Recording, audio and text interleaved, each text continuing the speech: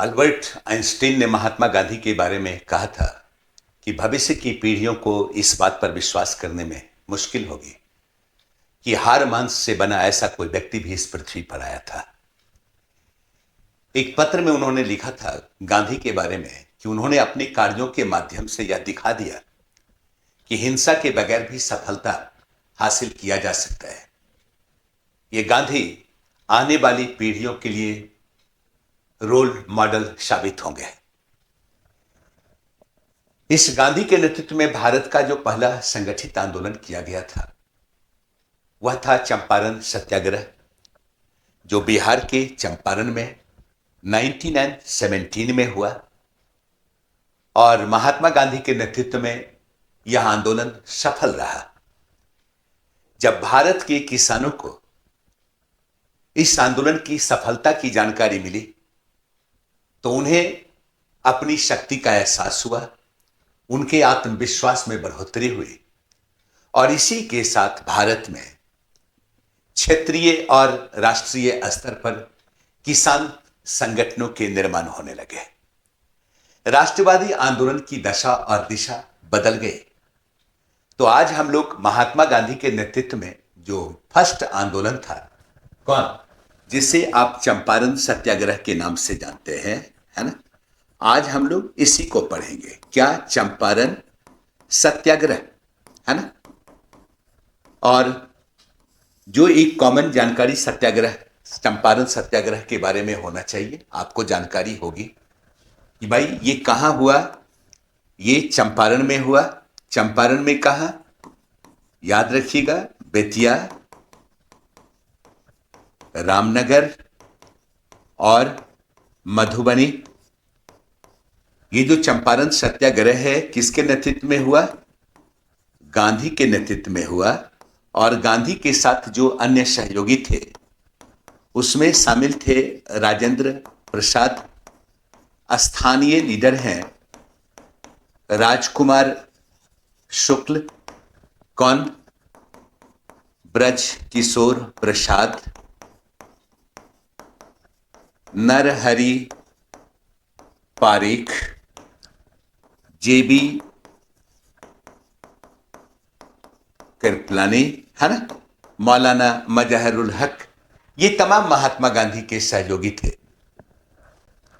ये चंपारण सत्याग्रह हुआ कब? 1917 में। और इस चंपारण सत्याग्रह का जो मुख्य कारण था वो कारण क्या था? नील की खेती का मामला, है ना, जिसे आप लोग पढ़ते होंगे, क्या?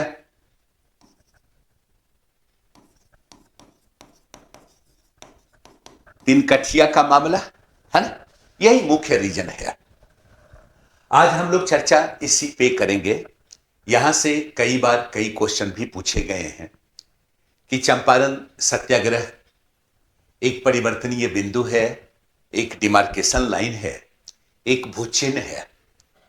कहने का मतलब है इसके प्रभाव और महत्व से क्वेश्चन बनता है। ठीक है, कैसे इसे हम परिवर्तनीय बिंदु कहेंगे, लेकिन ओवरऑल जानकारी की जरूरत है।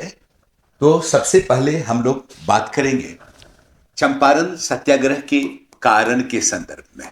ठीक है, और जो हम लोग कारण पढ़ते हैं तो मुख्य रूप से दो कारण पढ़ते हैं। एक कारण तो अभी हम लोग चर्चा कर रहे थे, क्या? नील की खेती का मामला, है ना। और याद रखिएगा चंपारण क्षेत्र में जो यूरोपीय नील्हे थे दो प्रकार से नील का प्रोडक्शन करते थे, उत्पादन करते थे, नील की प्राप्ति करते थे। ठीक है, एक जो कहलाता था उसे कहते हैं जीरात। जीरात में क्या होता था ना कि जो यूरोपीय नील्हे थे ये किसानों से अस्थाई या अस्थाई तौर पर कुछ जमीन पट्टा पर ले लेते थे। यानी अस्थाई और अस्थाई तरीके से पट्टे पर जमीन हासिल कर लिया और इस जमीन पर अपने मजदूर और क्या कह सकते हैं संसाधन के माध्यम से खेती करवाई। ठीक है। दूसरा जो था ये क्या कहलाता था, आसामी बार। ये काफी लोकप्रिय हुआ करता था। इसका आधार था अग्रिम ऋण, एडवांस, यानी वहां के किसानों को कॉमर्शियल क्रॉप्स के लिए एडवांस में ऋण दिया और कहा भाई कि अगर कॉमर्शियल क्रॉप्स का उत्पादन करोगे, नील का उत्पादन करोगे, यूरोपीय मंडी के हिसाब से तुमको मुनाफा मिलेगा। और उन्हें अग्रिम ऋण दिया नील की खेती करने के लिए। शुरुआती दौर में तो था कि 1 बीघा में 5 कट्ठा वो नील की खेती करते थे, लेकिन बाद में करार हुआ 1867 में, तो वो क्या कहला गया, वो 3 कठिया कहला गया, है ना। यानी 1 बीघा में 3 कट्ठा किसान क्या करेगा, नील की खेती करेगा। ठीक है। लेकिन किसान इस नील की खेती से खुश नहीं थे। इसके पीछे रीजन था कि जिस जमीन में नील की खेती होती थी ना, उसका पैदावार प्रभावित हो जाता था, जमीन की नमी प्रभावित हो जाती थी, फसल चक्र प्रभावित हो जाता था, उत्पादकता प्रभावित हो जाती थी, और साथ ही साथ किसानों के लिए नील की खेती लाभकारी नहीं था, उनको उचित मूल्य उसका मिलता नहीं था, ये घाटे का सौदा था। यही वजह था कि चंपारण के किसानों में क्या था, असंतोष था। ये नील की खेती करना नहीं चाहते थे, इनकी लाचारी थी। चूंकि इन्होंने एडवांस में ऋण लिया है तो इनकी लाचारी थी 3 कठिया के तहत नील की खेती करना। फर्स्ट रीजन तो ये था। दूसरा रीजन याद रखिएगा, जो सेकेंड रीजन है वो है कृत्रिम रंग का मामला। कृत्रिम रंग का मामला क्या है, 19वीं सदी के अंतिम दौर तक आते आते क्या हुआ, कृत्रिम रंग का आविष्कार हो गया। जब कृत्रिम रंग का आविष्कार हुआ तो इसके कारण क्या हुआ, नील की जो मांग थी ना, ये मांग में कमी आ गई, नील का मांग घट गया, क्योंकि इससे बेहतर था रंग का यूज करना। यही वजह हुआ कि नील का जो बाजार था, इस बाजार में गिरावट आ गई, है ना। नील के जो कारखाने थे, धीरे धीरे कारखाने बंद होने लगे, यानी नील के कारखाने भी जो थे ये क्या होने लगे, बंद होने लगे। अब किसानों को लग रहा था कि भाई मुक्ति मिल जाएगी, अब क्या दिक्कत है, अब नील की खेती की कोई आवश्यकता तो है ही नहीं। इसीलिए किसान चाहते थे नील की खेती के करार से मुक्ति मिले, एग्रीमेंट से मुक्ति मिले, कि भाई अब तो नील की जरूरत ही नहीं है, तो हमें भाई नील की खेती से क्या किया जाए, मुक्त किया जाए। लेकिन जो यूरोपीय नील्हे थे वो मुक्त करने के लिए तैयार नहीं थे, उन्होंने एडवांस में ऋण दिया है, वो एक मुश्त मुआवजे की मांग कर रहे थे। और चूंकि ब्रिटिश सत्ता थी, सरकार उनकी थी, उनसे मिलकर तरह तरह की टैक्स का आरोपण कर दिया किसानों पर। यही वजह था कि किसानों में आक्रोश काफी बढ़ गया। और तब आप देखते क्या है, अबाउट 1867 के बाद 19वीं सदी के प्रारंभ से ही इस क्षेत्र में नील की खेती हो रही है। 1867 के बाद धीरे धीरे किसानों में विरोध होने लगा और किसानों ने नील की खेती का विरोध करना क्या किया, प्रारंभ कर दिया। 1907-8 तक आते आते महेश नारायण एक बिहार के लीडर हुआ करते थे, उनका एक पत्र था बिहारी, उसमें उन्होंने चंपारण के किसानों की दुर्दशा के बारे में लिखा, जिसका मूल रीजन क्या था, नील की खेती थी। वहां के एक स्थानीय लीडर हुआ करते थे राजकुमार शुक्ल, ये काफी आहत थे, ये चाहते थे किसानों को नील की खेती से मुक्ति मिले। ये वहां के स्थानीय लीडर थे, इनके नेतृत्व में विरोध का प्रदर्शन चल रहा था, लेकिन सफलता नहीं मिली। इसीलिए राजकुमार शुक्ल ये चाहते थे कि वो तिलक से मिले, मालवीय से मिले, चंपारण के किसानों की दुर्दशा के बारे में बताएं, उन्हें आमंत्रित करें, ताकि यहां के किसानों को नील की खेती से मुक्ति मिले। और इसी उद्देश्य के साथ राजकुमार शुक्ल ब्रजकिशोर प्रसाद कहां चले गए, गणेश शंकर विद्यार्थी से मिलने के लिए। गणेश शंकर विद्यार्थी का नाम आपने सुना होगा, उनका एक अखबार था जिसका नाम था प्रताप, कानपुर से पब्लिश होता था। जब वो गणेश शंकर विद्यार्थी से मिले तो गणेश शंकर विद्यार्थी ने जनवरी 1915 में अपने पत्र प्रताप में एक आलेख लिखा था। उसका नाम था चंपारण में अंधेरा। चंपारण में अंधेरा। इस पत्र के माध्यम से उन्होंने चंपारण के किसानों की दुर्दशा का बखान किया, भारतीयों को वाकिफ करवाने की कोशिश की। और तब उन्होंने राजकुमार शुक्ल को सलाह दिया कि आप गांधी से मुलाकात करें।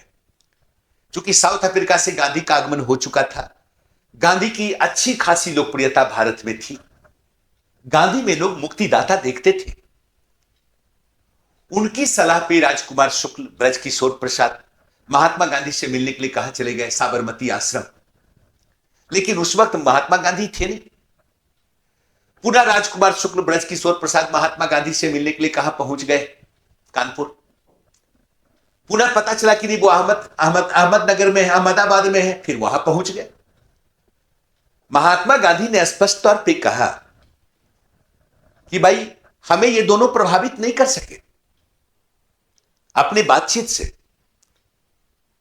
1916 में लखनऊ सेशन चल रहा था। बिहार के सदस्य के रूप में इन लोगों का भी लखनऊ में आगमन हुआ। महात्मा गांधी से चंपारण के किसानों के बारे में बताया, नील की खेती के बारे में बताया। महात्मा गांधी कहते हैं कि मुझे नील की खेती के बारे में पता नहीं था, मैं चंपारण जानता भी नहीं था। मैं जानता था नील का टिकिया होता है, लेकिन इसके कारण किसानों की यह दुर्दशा, ये जानकारी नहीं थी। लेकिन महात्मा गांधी ने कहा था भाई कम से कम चलिए कांग्रेस में यह प्रस्ताव तो पास होना चाहिए, फिर हम बात करेंगे। लखनऊ सेशन में यह प्रस्ताव पास हुआ और बाद में महात्मा गांधी ने कहा कि ठीक है, हम कलकत्ता आने वाले हैं, मैं चंपारण आऊंगा। और जब महात्मा गांधी कलकत्ता गए तब राजकुमार शुक्ल और ब्रजकिशोर प्रसाद, ये दोनों के प्रयास से महात्मा गांधी कहां पहुंचे? चंपारण पहुंच गए। और आपने सुना होगा, चंपारण यात्रा के दौरान मजिस्ट्रेट ने कई बार महात्मा गांधी पे रोक लगाई, लेकिन महात्मा गांधी ने स्पष्ट तौर पे कहा था भाई हमें किसानों के बारे में जानकारी लेनी है, मैं ये जानना चाहता हूं उनकी क्या समस्या है। वो वहां के किसानों से मिले, उनका बयान दर्ज किया। देखते देखते महात्मा गांधी के साथ बहुत बड़ी संख्या में लोग शामिल होते चले गए। कहने का मतलब चंपारण में जो किसानों का आंदोलन चल रहा था, महात्मा गांधी के आगमन के साथ यह व्यापक रूप ले लिया। तब ब्रिटिश सरकार को लगा कि नहीं, इसके लिए कोई ना कोई उपाय की आवश्यकता है। तब उसने महात्मा गांधी से बात कहा कि भाई ठीक है, एक ऐसा करते हैं कि चंपारण एग्रेरियन कमेटी का गठन कर देते हैं, और उसका एक मेंबर बनाया महात्मा गांधी को। 1918 में चंपारण एग्रेरियन कमेटी का रिपोर्ट आया और उस रिपोर्ट के माध्यम से यह कहा गया कि किसानों को नील की खेती के लिए बाध्य नहीं किया जाएगा, और उस दौरान किसानों से जो अतिरिक्त टैक्स की वसूली हुई है उसका 25% किसानों को लौटा दिया जाएगा। यह चंपारण सत्याग्रह भारत में महात्मा गांधी की पहली जीत थी। ठीक है, तो कारण क्या है समझ रहे हैं? और आंदोलन का लीडरशिप, स्थानीय लीडरशिप किसका था? राजकुमार शुक्ल का था। और बाद में महात्मा गांधी के नेतृत्व में चंपारण सत्याग्रह हुआ और किसानों की जीत हुई।